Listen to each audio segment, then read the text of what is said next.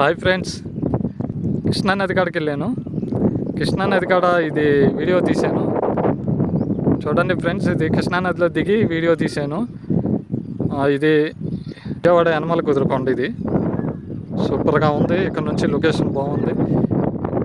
కృష్ణానదిలో ఇది ఏరియా. అక్కడక్కడ చిన్న గొయ్యలు ఉండేసరికి నీళ్ళు కూడా ఉన్నాయి.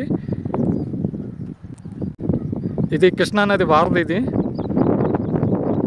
సూపర్గా ఉంది. ఇక్కడ నుంచి వీడియో తీస్తుంటే బాగుంది. లొకేషన్ బాగుంది. ఇది బ్రిడ్జి, ఇది వారధి బ్రిడ్జి. ఇది